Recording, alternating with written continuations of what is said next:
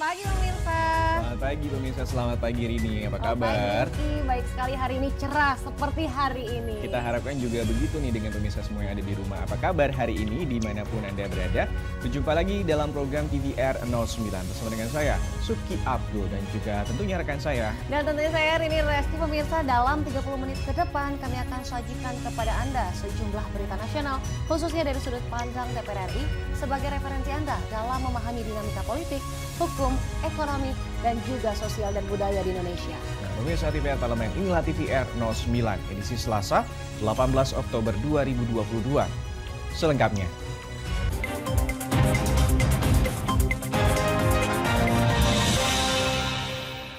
TVR 09 kali ini, Komisi 10 DPR RI mendorong Kementerian Pemuda dan juga Olahraga untuk mencari talenta muda di bidang olahraga dan juga melakukan pembinaan sejak usia dini agar atlet dapat bertanding lebih lama dan juga lebih berprestasi.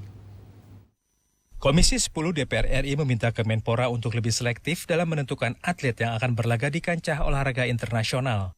Ditemui di Gedung Nusantara 1 DPR RI, Wakil Ketua Komisi 10 DPR RI Abdul Fikri Fakih mengatakan, dalam penentuan atlet yang akan bertanding harus selektif. Usia atlet pun harus dipertimbangkan agar atlet tersebut dapat bertanding lebih lama dan mendapatkan pengalaman untuk memenangkan dan menambah skill.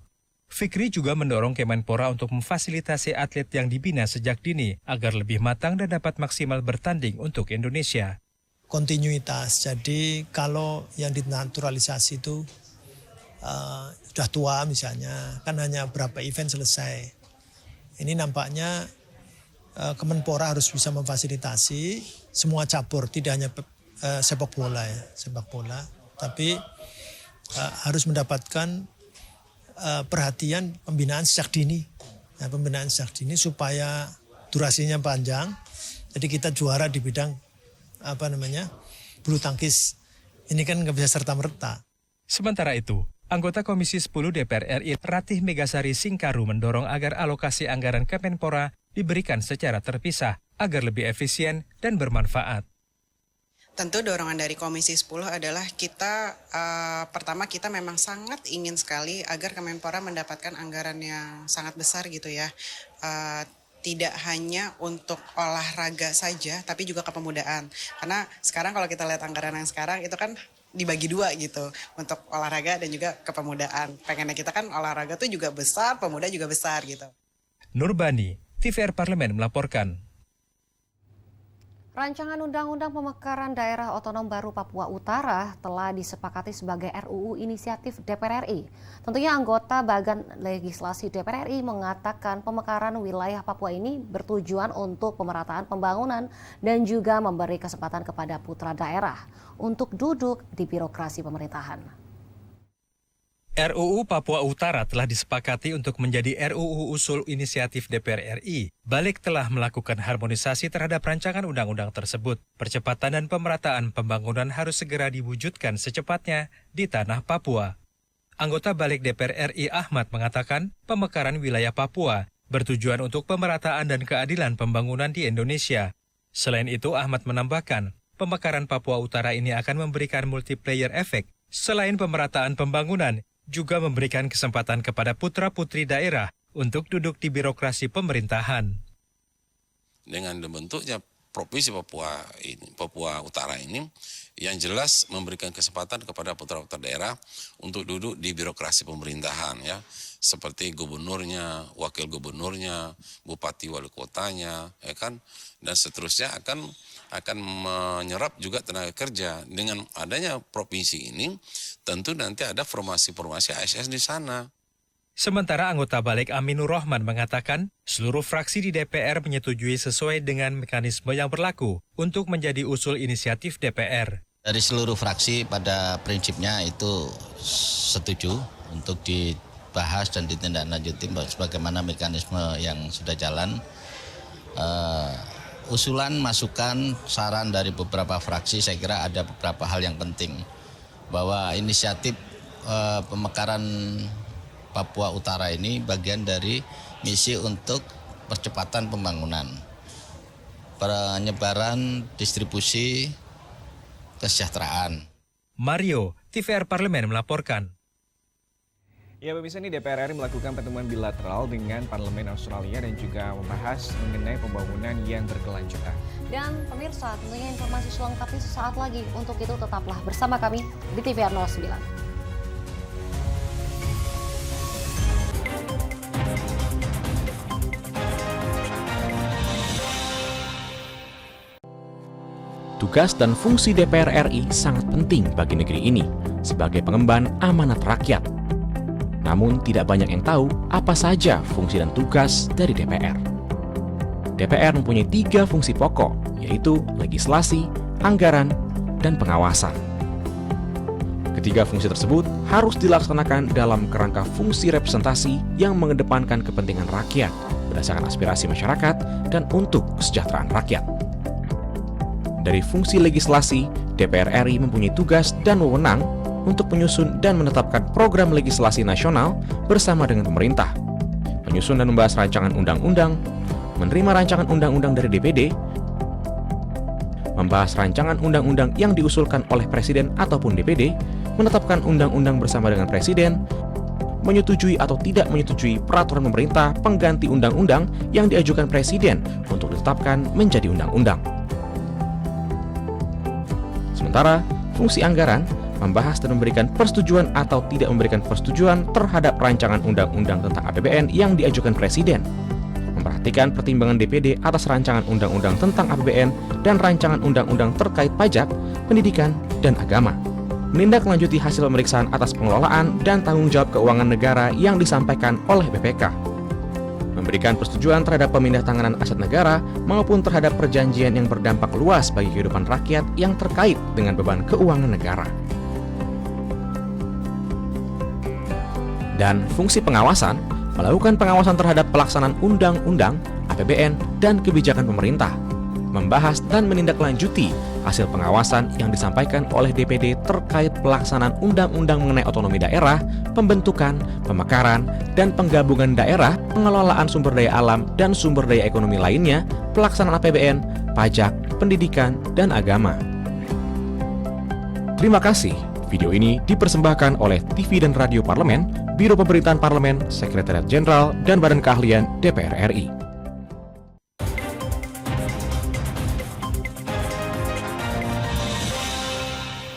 Kembali di TVR 09. Pemirsa, ini DPR RI melakukan pertemuan bilateral dengan Parlemen Australia dengan agenda pembahasan berbagai isu, dan Australia yang berpengalaman membangun ibu kota negara diharapkan ini dapat melakukan transfer pengetahuan serta teknologi untuk pembangunan ibu kota Nusantara.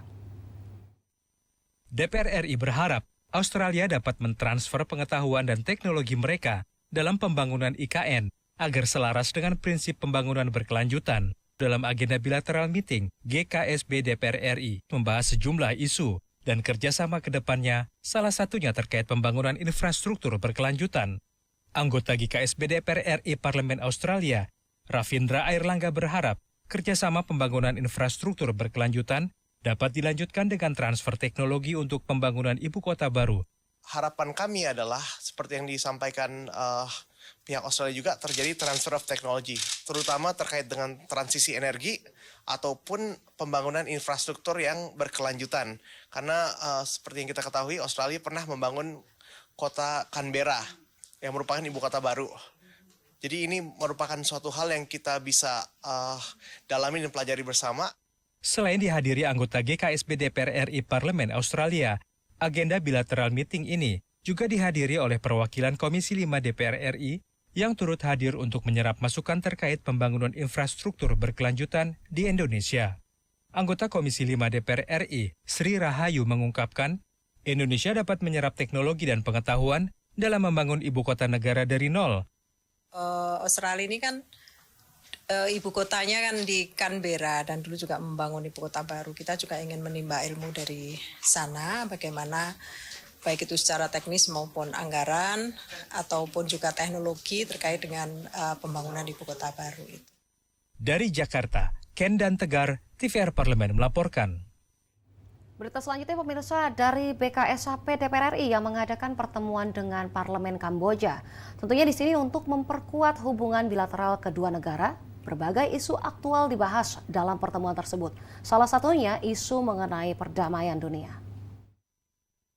BKSAP DPR RI dan Parlemen Kamboja membahas sejumlah isu aktual terkait dengan perdamaian dan berbagai gagasan parlemen kedua negara.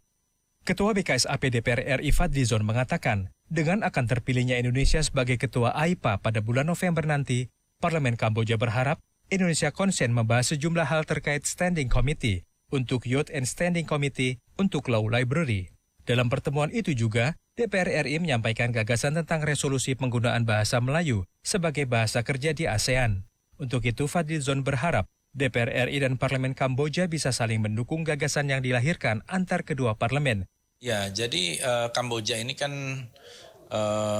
adalah satu negara yang dulu juga secara historis pernah banyak kita dukung, kita bantu, terutama proses perdamaian. Ya. Dulu ada namanya Jakarta Informal Meeting 1, Jakarta Informal Meeting 2, karena itulah yang membawa kemudian kepada Peace Accord ya, Paris. Ya.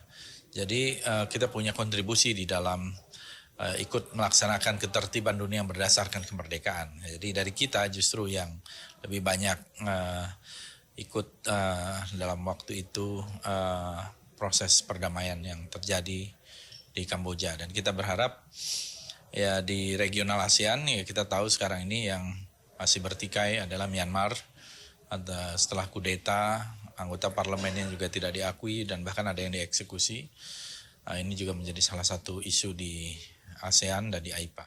Fadlizon juga berharap DPR RI dan Parlemen Kamboja dapat meningkatkan kerjasama di berbagai sektor lainnya. Dodi Muharam, TVR Parlemen melaporkan.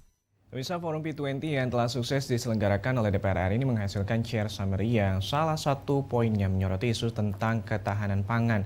Sebagai tuan rumah, DPR RI telah berupaya untuk menyatukan pendapat melalui dialog dan juga diplomasi demi mewujudkan mata rantai pasokan pangan global yang tetap terjaga. The 8th G20 Parliamentary Speaker Summit atau P20 Summit telah selesai digelar. Meski tidak menghasilkan joint statement, P20 Summit menghasilkan chair summary. Badan Kerjasama Antar Parlemen DPR RI menekankan para delegasi parlemen negara G20 berkomitmen menjaga ketahanan pangan. Wakil Ketua BKSAP DPR RI Hafiz Thohir mengatakan, terdapat perbedaan pandangan beberapa parlemen mengenai langkanya pangan atau krisis pangan. Indonesia sebagai tuan rumah P20 Summit berupaya semaksimal mungkin menyatukan pendapat melalui dialog dan diplomasi demi mewujudkan mata rantai dan pasokan pangan secara global tetap terjaga.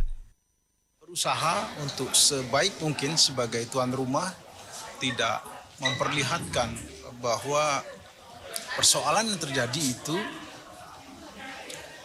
tidak harus kita membuat P20 ini tidak menghasilkan resolusi-resolusi terkait dengan ketahanan pangan dan juga climate change dan sustainable development terhadap pembangunan kita ke depan.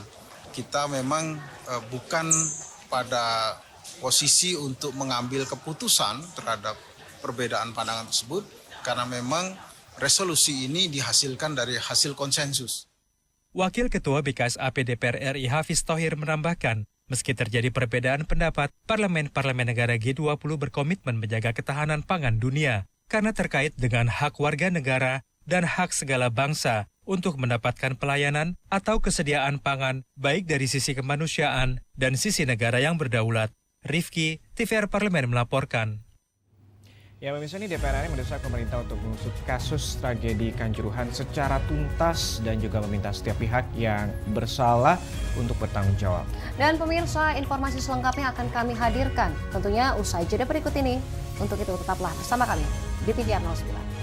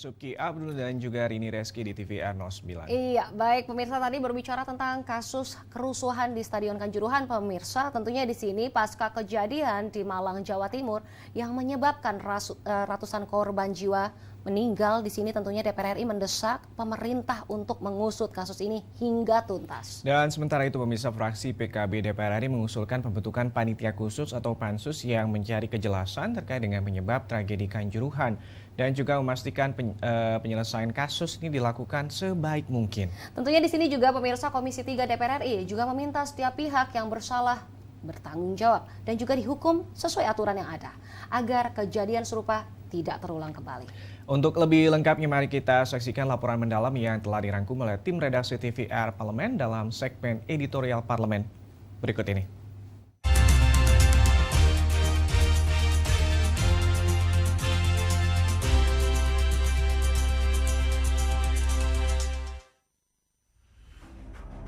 Fraksi PKB DPR RI mengusulkan pembentukan panitia khusus atau pansus yang bertujuan mencari kejelasan terkait penyebab utama terjadinya tragedi di Stadion Kanjuruhan serta memastikan penanganan dan penyelesaian dilakukan sebaik mungkin.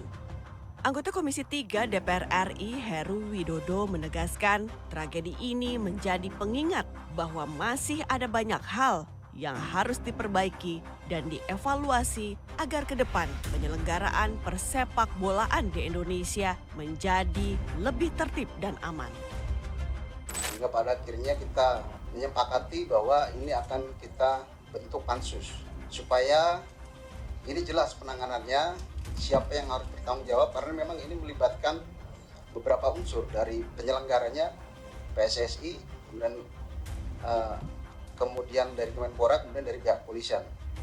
Sementara itu, anggota Komisi 10 DPR RI Muhammad Kadafi berharap dengan dibentuknya pansus, tragedi ini dapat ditangani secara transparan dan memastikan penanganan untuk korban dan keluarga korban dilaksanakan dengan sebaik-baiknya. Tragedi ini tidak boleh terjadi lagi. Oleh karena itu kita pingin ini benar-benar investigasi ini bisa terang benderang dan bisa memberikan masyarakat itu bisa benar-benar jelas berkenaan dengan tragedi. Komisi 3 DPR RI mendesak Polri dan pemerintah mengusut kasus ini hingga tuntas. Adis Kadir mengungkapkan pihaknya menyoroti sejumlah temuan penting, di antaranya penembakan gas air mata ke tribun penonton hingga jumlah tiket yang terjual melebihi kapasitas stadion. Untuk itu Adis meminta PSSI, panitia penyelenggara, dan Polri bertanggung jawab atas tragedi kelam yang telah menyita perhatian masyarakat Indonesia dan dunia internasional. Kasus ini diusut sampai tuntas dan kami juga dari DPR, dari Komisi 3 juga hadir untuk turut mengawal dan melihat apakah ada kesalahan atau tidak dalam penanganan kasus kejadian di Stadion Kanjuruhan ini. Anggota Komisi 3 DPR RI Arteria Dahlan meminta setiap pihak yang bersalah bertanggung jawab dan dihukum sesuai aturan yang ada agar kejadian serupa tidak terulang kembali.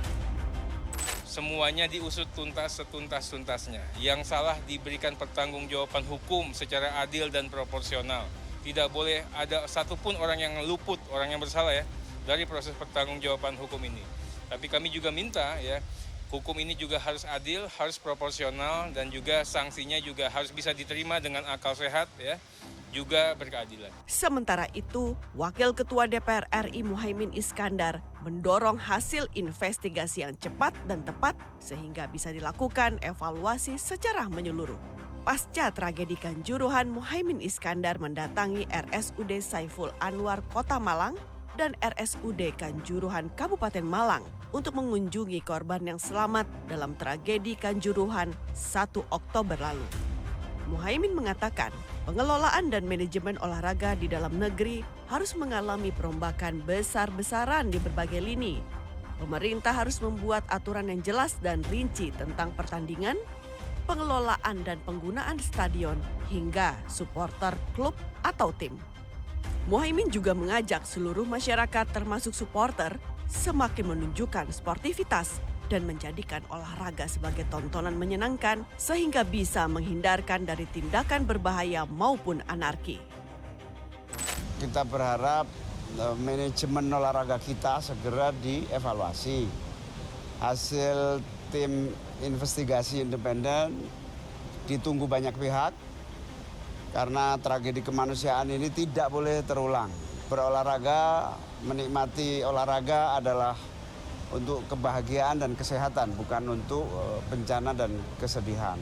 Jadi sekali lagi manajemen dari hilir ke hulu harus manajemen pengelolaan kesenangan, bukan pengelolaan yang membahayakan. Muhaimin Iskandar mendukung langkah kepolisian yang melakukan proses penegakan hukum atas tragedi Kanjuruhan secara tegas dan transparan.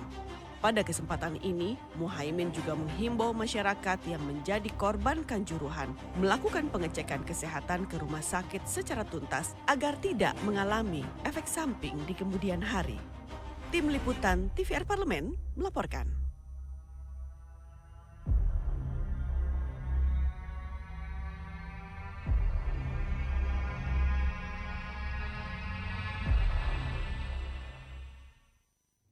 Bisa sesaat lagi kita akan berjalan-jalan ke salah satu destinasi favorit di Pulau Dewata yang terkenal dengan keindahan panorama pantai dan juga puranya. Nah pemirsa, tentunya informasinya usai jeda berikut ini. Untuk itu jangan kemana-mana, tetaplah di TVR 09.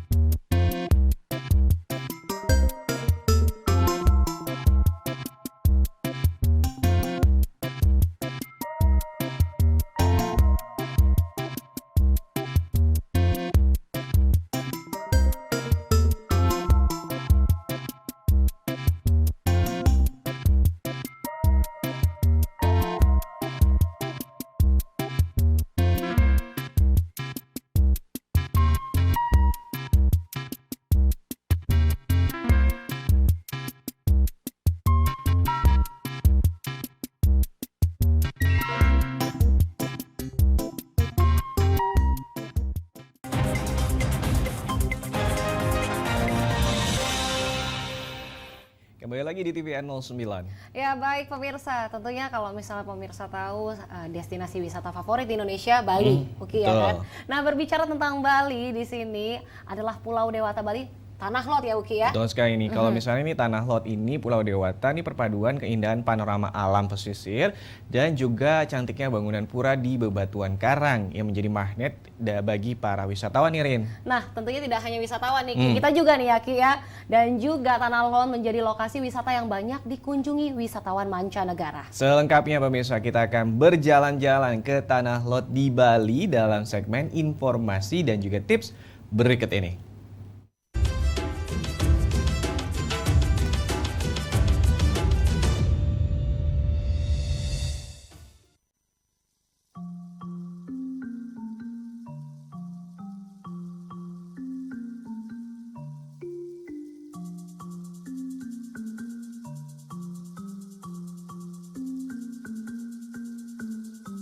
Halo pemirsa TVR Parlemen, jumpa lagi dengan Intips, informasi dan tips.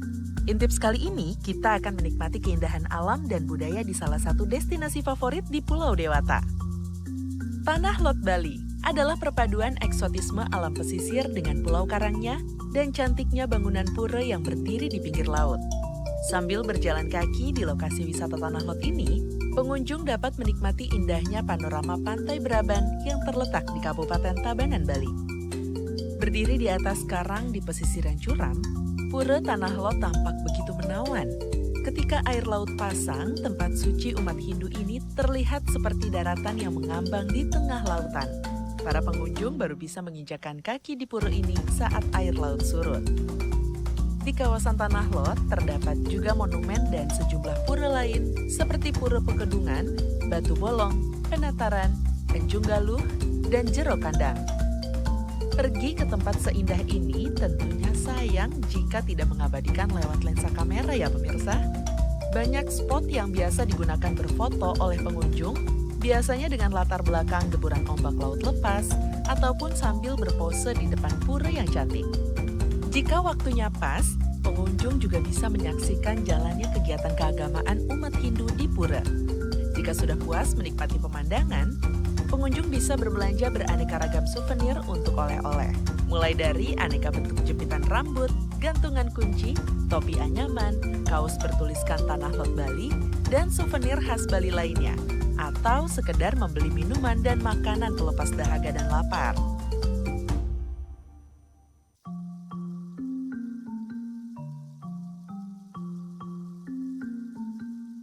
Pasca pandemi, ekonomi wisata di Tanah Lot sudah kembali bergeliat. Banyak wisatawan yang datang berkunjung, ada yang datang bersama pasangan, ada pula yang datang bersama dengan rombongan keluarga. Yuk kita dengar penuturan salah satu turis lokal yang berkunjung ke Tanah Lot Bali.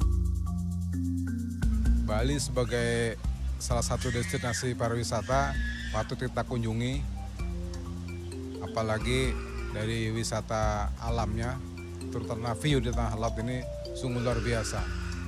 Kemudian yang menjadi tarik adalah tradisi-tradisi adat.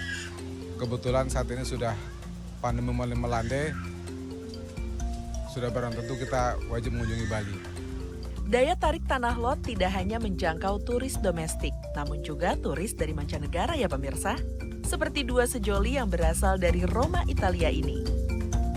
We were so excited to discover this place because it was one of the most exciting pictures that we saw from Italy, and this will be our last stop, so a perfect last stop to enjoy an amazing sunset here in Bali. Ternyata pasangan yang sedang menikmati bulan madu di Bali ini sangat menyukai Bali. Kira-kira kenapa ya? Bali is an amazing island. We actually coming from another island. We are coming from Sicily actually. So we used to live in an island. But here what I like most are the people. So I guess the difference that you can compare with other islands in the world are the people. So the spontaneity, the sincerity, this is what we like most. I like to interact with people in general in Bali.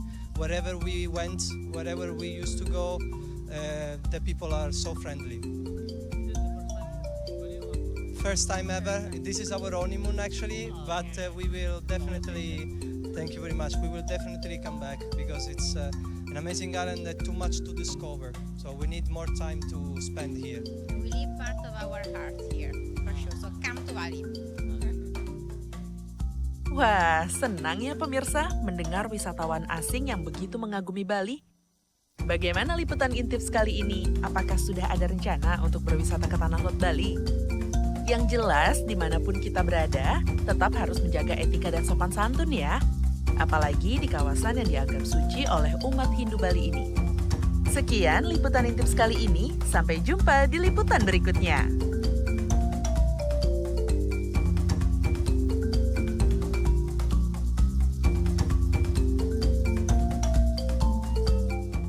Kita langsung terbang sekarang mau ke Tanah Lot. Aduh, nanti dulu kita atur waktu dulu kan masih ini. Tunggu Harus weekend, siaran Ki. dulu ya.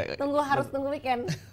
Oke, nah semoga ini menjadi salah satu inspirasi juga alternatif liburan kalau misalnya mungkin banyak pemirsa juga belum pernah ke Tanah Lot nih pemirsa. Nah di penghujung acara kami informasikan kepada Anda bahwa saat ini nih DPR RI sedang memasuki masa reses di mana seluruh anggota Dewan kembali ke daerah pemilihannya masing-masing untuk melaksanakan fungsi representasi DPR RI yaitu menyerap dan juga menghimpun aspirasi masyarakat serta menindaklanjuti dan juga memberikan pertanggungjawaban kepada konstituen di daerah pemilihannya. Nah oke, tentunya serta agenda program DPR RI lainnya dapat Anda saksikan secara langsung di TVR Parlemen melalui kanal utama, kanal komisi dan juga kanal alat kelengkapan Dewan lainnya yang dapat Anda akses di tvr.dpr.go.id. Nah pemirsa TVR Parlemen, demikianlah TVR 09 edisi pagi hari ini. Kami ingatkan untuk tetap waspada pada persebaran virus COVID-19 dan tetap patuhi protokol kesehatan. Dan kami segenap kru TVR Parlemen yang bertugas hari ini mengucapkan terima kasih pemirsa telah menyaksikan TVR 09 pada pagi hari ini. Saya Rini Reski dan juga rekan saya. Saya Subki Abdul, sampai jumpa di TVR 09 esok hari. TVR Parlemen, referensi Indonesia.